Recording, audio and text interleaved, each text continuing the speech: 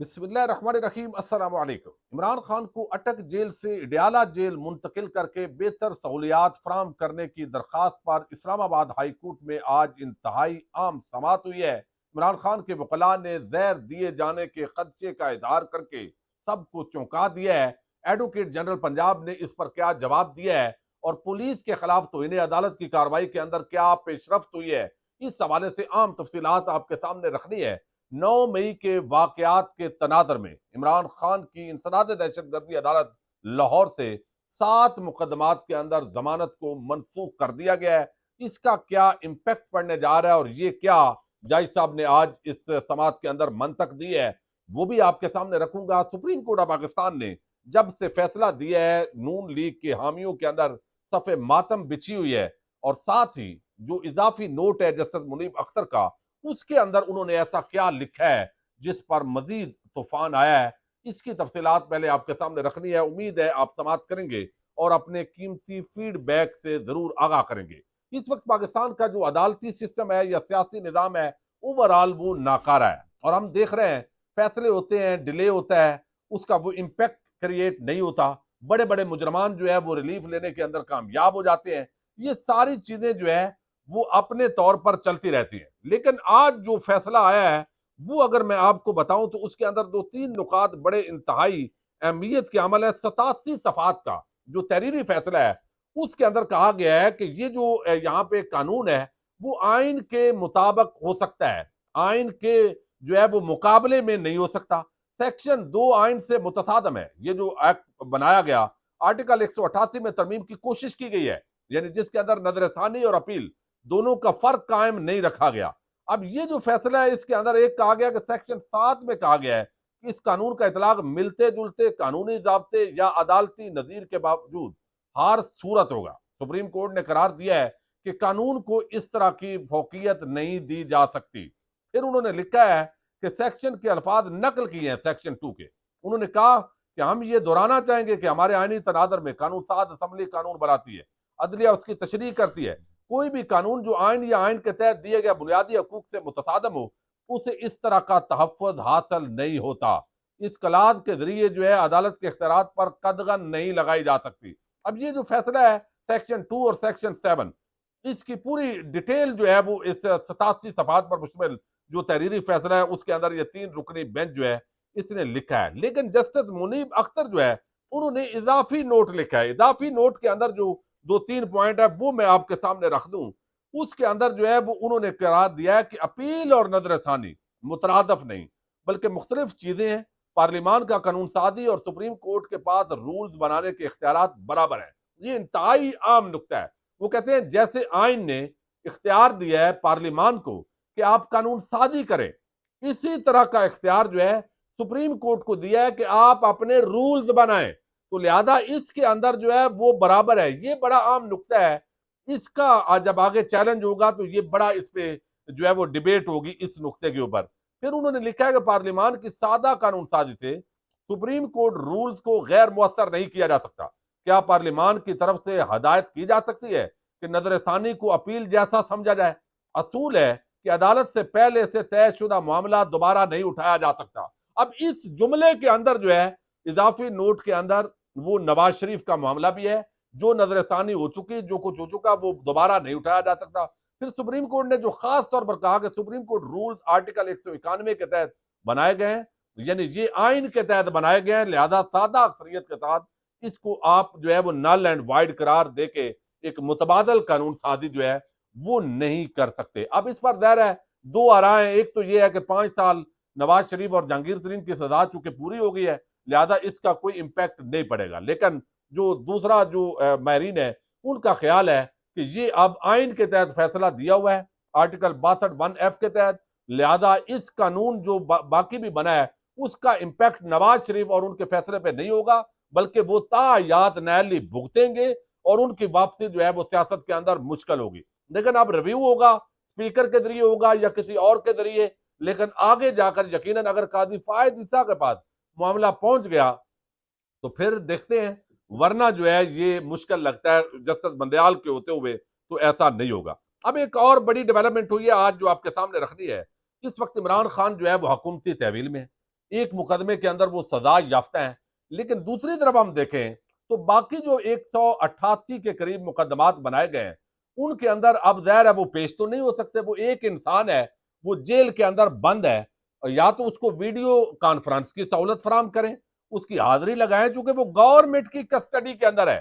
کیسا ایک ظالم نظام ہے، کیسا ایک عجیب تماشا ہے اس ملک کے اندر کہ وہ گورنمنٹ کی کسٹڈی میں ہے اور عدالتیں جو ہے وہ اس کی ضمانتیں منسوخ کر رہی ہیں مختلف کیسز کے اندر.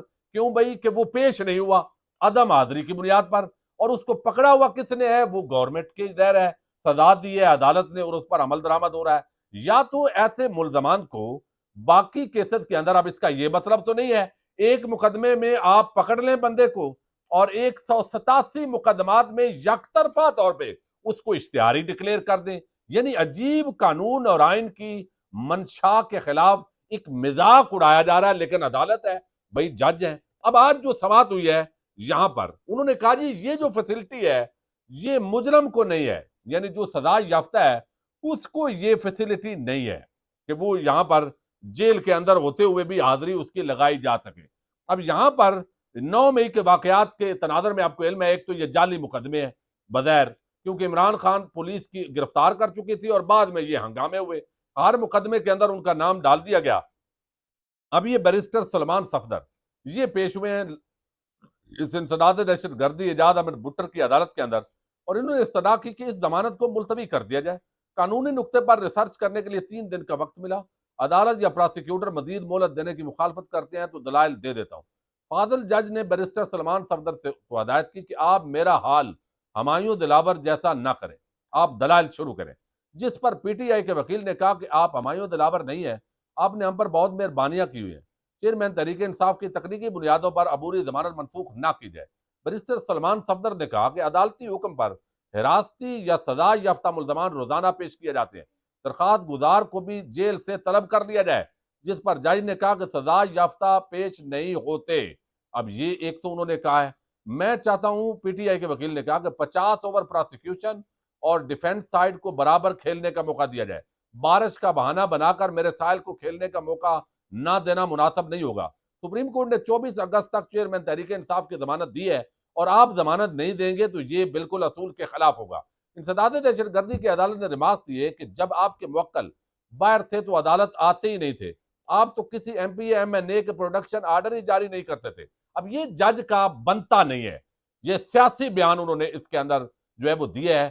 ان کا کام قانون کے مطابق سننا اور فیصلہ کرنا ہے. آپ یہ نہیں، یہ تانا زنی جو ہے یہ جج صاحب کا کام نہیں ہوتا.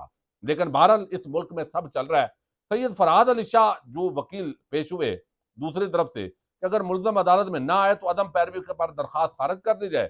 اب اس کو بالآخر جو ہے انہوں نے جو دلیل دی کہ اب جو ہے وہ سزا معطل ہوگی، جیل سے باہر آئے گا تو عبوری ضمانت کا حقدار ہوگا.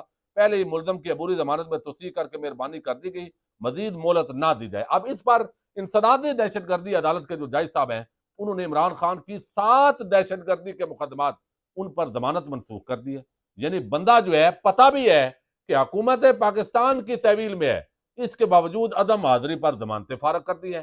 اس طرح تو 186 مقدمے کے اندر آپ عمران خان کو گرفتار کر لیں گے اور بندہ جو ہے بے گناہی ثابت کرتا کرتا اس کو 10 سال لگ جائیں گے. اتنا کمزور، اپاج، نکما، ظالمانہ نظام جو اس ملک کے اندر چل رہا ہے، اس کو پارلیمان کے اندر بھی سوچنا چاہیے. اب یہ فروغ نسیم جیسے لوگ کل کو عمران خان دوبارہ اقتدار میں آ بھی گئے تو اس طرح کے لوگوں کو دوبارہ وزیر قانون بنا دیں گے.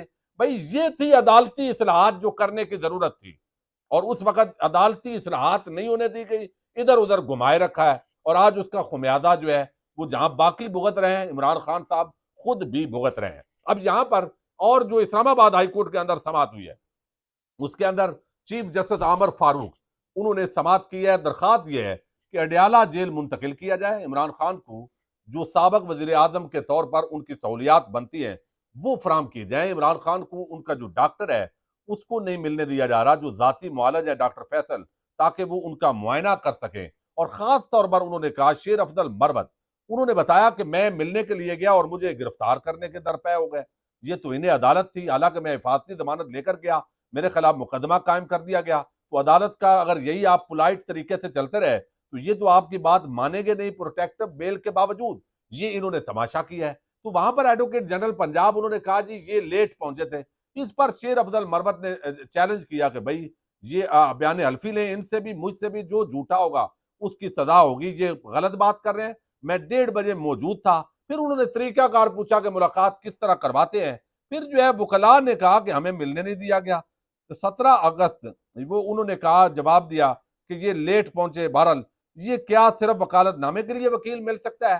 تو یہ جواب بیسیکلی کیا گیا کہ بھائی وکیل جب چاہے، جو بھی ٹائم ہے آپ کا اس کے اندر وہ مل سکتا ہے، صرف وکالت نامے کے لیے نہیں، اس نے ڈائریکشن لینی ہوتی ہے ملزم سے۔ تو لہذا وکلاء نے بتایا کہ بھائی 188 مقدمات ہیں، ابھی 15 اگست کو مزید مقدمات لگے ہوئے ہیں، تو ہم نے ملنا ہے، ڈائریکشن لینی ہے، بات کرنی ہے، اور یہ ہمارے ساتھ اس طرح کی گیم کرتے ہیں۔ پھر جو ہے وہ بتایا گیا کہ نواز شریف کو جو سہولیات میسر تھی وہ سہولیات نہیں ہے۔ وہاں چونکہ سی کلاس ہے اور نواز شریف کا ڈاکٹر عدنان روز معائنہ کرتا تھا، گھر سے کھانا ملتا تھا، ساری سہولیات تھی، لیکن یہ نہیں ملی۔ اس پر بھی جو جواب مانگا جائز صاحب نے، تو حکومت پنجاب کا جو نمائندہ تھا ایڈوکیٹ جنرل، اس نے کہا جی اس وقت کیا تھا ہمیں نہیں پتا، یہ اس وقت کی بات ہے۔ اب یہاں پر جو ہے وہ کہا گیا کہ عمران خان سابق جو بھی سہولیات ان کو بنتی ہیں وہ آپ کو دینی پڑے گی، میں تحریری جو ہے اس کے اندر لکھ دوں گا۔ لیکن خانے کے اندر وکلاء نے کہا کہ بشرا بی بی جو ہے وہ سمجھتی ہیں، اہل خانہ سمجھتے ہیں کہ سلو پوائزننگ عمران خان کو دی جا سکتی ہے، یعنی زہر دی جا سکتی ہے جو عمران خان کے لیے خطرناک ہو سکتی ہے۔ لہذا وہ اس پر جو ہے وہ حکومت پنجاب نے یہ موقف اپنایا کہ یہ جو سارا معاملہ ہے اس کے اندر یہ دیکھنے کی ضرورت ہے کہ بھئی انہوں نے کہا ایک علیحدہ کوک رکھا ہوا ہے، صاف برتن ہے وہ علیحدہ ہے، اور دوسری طرف جو ہے وہ باقاعدہ ایک ڈاکٹر اس کھانے کو چیک کرتا ہے، پھر ڈی ایس پی چیک کرتا ہے، پھر عمران خان کو وہ کھانا پیش کیا جاتا ہے۔ اس پر چیف جسٹس نے کہا کہ اگر اس طرح کوئی بھی معاملہ ہوتا ہے تو اس کی ذمہ داری وہ پنجاب حکومت اور سپرنٹینڈنٹ جو جیل ہیں ان پر ہوگی۔ ساتھ ہی جو ہے وہ سہولیات کے حوالے سے جب بات کی گئی تو انہوں نے اس پر بھی کہا کہ کھانے کے اندر جو ہے وہ پیشی کے حوالے سے کہا گیا، یہ بھی وکلاء کی طرف سے کہ اگر آپ جو ہے وہ اسلام آباد پولیس لائنز کے اندر منتقل کر دیں گے تو وہاں ویڈیو لنک کے ذریعے تمام کیسز کے اندر حاضری ہو سکتی ہے۔ یہ بھی انہوں نے جو ہے وہ تسلیم نہیں کیا، اور پھر جو ہے وہ سپرنٹینڈنٹ اور پنجاب حکومت کو یہ ہدایت کی ہے کہ عمران خان کی صحت کا اور جو سہولیات ان کی بنتی ہیں وہ آپ نے ضرور دینی ہے۔ وکلاء زور دیتے رہے، لیکن جو عام بات ہے وہ انہوں نے کہا ہے کہ اب اس طرح ضمانتیں منسوخ ہو رہی ہیں، ہمیں آپ یہ سہولیات دیں۔ تو ایسا نہیں لگتا، کیونکہ یہ جو چیف جسٹس عامر فاروق ہیں 2031 تک یہ پکے ہیں اسلام آباد ہائی کورٹ کے اندر، اور قوم ان کو بھگتے کی، اور یہ پورا جو ہے وہ لگتا نہیں ہے کہ یہ اٹک جیل سے اڈیالہ جیل منتقل کریں۔ اور جو جواب دیا گیا کہ اڈیالہ جیل کیوں بھائی منتقل نہیں کیا، اس پر جو ہے انہوں نے کہا جی اس لیے منتقل نہیں کیا کیونکہ ہم جو ہے وہ وہاں پہ خطرناک قیدی ہیں، سیکیورٹی ایشوز ہیں، پھر وہاں پہ جو ہے وہ اوور لوڈڈ ہے، چونکہ جیل کے اندر زیادہ قیدی ہیں، تو اس لیے ہم نے ان کو اٹک جیل منتقل کیا ہے۔ یہ بھی بونڈا تھا، جواب تھا۔ اب شیر افضل مروت اور ایڈوکیٹ جنرل پنجاب ان کا آپس میں چیلنج ہوا، لیکن پھر پولائٹ طریقے سے معاملات کو کر دیا گیا ہے، اور وکلاء کے حق میں ملاقات کے حوالے سے تو جج نے جو چیف جسٹس ہیں انہوں نے اندیا دیا ہے، ملاقات کے اندر کوئی مسئلہ نہیں ہوگا، لیکن اڈیالہ جیل منتقلی کم از کم مجھے ان کا جو ایٹیچیوڈ ہے اس کے اندر وہ نظر نہیں آ رہی۔ اجازت دیجیے گا، اللہ حافظ۔